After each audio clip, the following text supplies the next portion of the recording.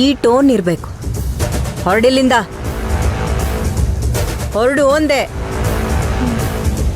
ನಿಂತ್ಕೋ. ವಾಷಿಂಗ್ ಮಿಷಿನ್ಗೆ ಬಟ್ಟೆ ಹಾಕಿದ್ದೀನಿ, ಅದನ್ನ ತಗೊಂಡು ಹೋಗಿ ಟೆರೆಸ್ ಮೇಲೆ ಒಣಗಾಕು. ನಾನಾ? ಇಲ್ಲ, ನಾನ್ ಮಾಡ್ತೀನಿ.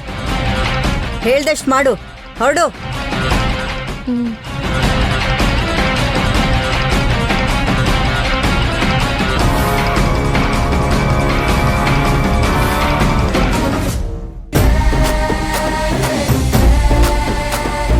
ಅಯ್ಯೋ, ಇವಾಗ ಏನಪ್ಪ ಹೇಳಿ? ನಾನೇನಾದರೂ ಹೇಳಿ ಇವಳಿಗೆ ಇವಾಗ ನಂಬಿಸ್ಲಿಲ್ಲ ಅಂದರೆ ಈ ರೇಡಿಯೋ ಮನೆ ತುಂಬ ಹೇಳ್ಕೊಂಬಂದ್ಬಿಡುತ್ತಲ್ಲಪ್ಪ. ಏನಪ್ಪ ಮಾಡಲಿ? ಏನಣ್ಣ ಯೋಚನೆ ಮಾಡ್ತಿದ್ಯಾ? ಹೇಳ್ತೀನಿ ಅಂದೆ ತಾನೆ, ಹೇಳು.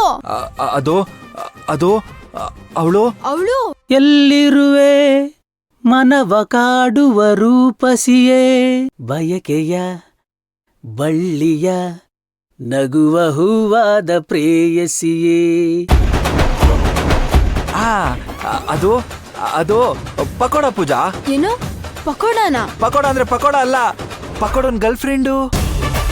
ಕುಚ್ಚಿಕು ಕುಚ್ಚಿಕು ಕುಚ್ಚಿಕು, ನಾನು ಚಡ್ಡಿ ದೋಸ್ತಿ ಕಣ ಕುಚ್ಚಿಕು, ಜೀವಕ್ಕಿನ್ನ ಜಾಸ್ತಿ ಕಣ ಕುಚ್ಚಿಕು. ಹಾಯ್ ಗುರು, ಹಾಯ್ ಸಿಸ್ಟರ್. ನೋಡು ಎಷ್ಟು ಖುಷಿಯಾಗಿದೆ ನೋಡು. ದಿನ ಪೂರ್ತಿ ಲವ್ ಮಾಡಲ್ಲೇ ಇರ್ತಾನೆ ಅಲ್ವೇನೋ? ಏನು ಲವ್ವರ? ಅದು ಈ ಪಕೋಡಾಗೆ? ನಂಗ್ಯಾಕೋ ನಂಬಿಕೆ ಬರ್ತಿಲ್ಲ. ನೀನ್ ಸುಳ್ಳು ಹೇಳ್ತಿದ್ಯಾ? ಸತ್ಯವಾಗ್ಲೂ ಪೂಜಾ, ಪಕೋಡ ಮೇಲೆ ಆಣೆ. ಕಾಲ್ ಮಾಡಿದ್ದು ಅವ್ನ್ ಲವರ್ರೆ, ಬೇಕಾದ್ರೆ ಕೇಳು. ಏನ ನನ್ ಲವರ?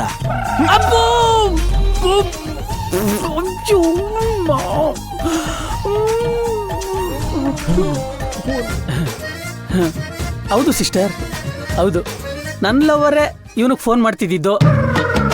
ಏನ್ ನಡೀತಾ ಇದೆ ಇಲ್ಲಿ? ಪಕೋಡ ಲವ್ವರು ನಿನ್ ಮೊಬೈಲ್ಗೆ ಯಾಕೆ ಕಾಲ್ ಮಾಡ್ತಾಳೆ? ನಂಗೆ ಯಾಕೋ ಡೌಟು. ನಾನು ಹೋಗಿ ಅಮ್ಮನ ಹತ್ರನೇ ಹೇಳ್ತೀನಿ ಇರು.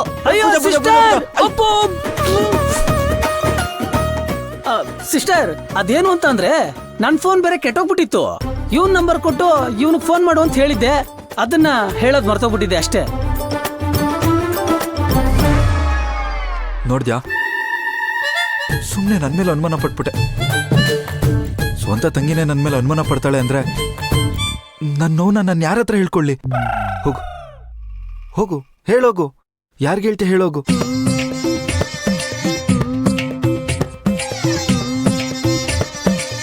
ಸಾರಿ ಅಣ್ಣ, ಬೇಜಾರ್ ಮಾಡ್ಕೋಬೇಡ. ಎಲ್ಲ ಈ ಪಕೋಡ ಇಂದಾನೆ.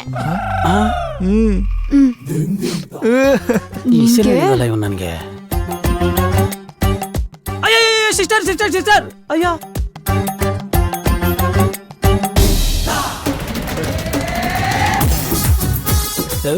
ಹೋಗಾಯ್ತು, ಜಾಸ್ತಿ ಡವ್ ಮಾಡ್ಬೇಡ. ಪಕೋಡ ಹೆಂಗೆ ಕತೆ ರೆಡಿ ಮಾಡಿದ್ದು? ನಿನಗ್ ಲವರ್ ಅಂತೆ. ನಗ್ಬೇಡ ಸಿಸ್ಟರ್. ಫೋನ್ ಮಾಡಿದ್ದು ಯಾರು ಗೊತ್ತಾ?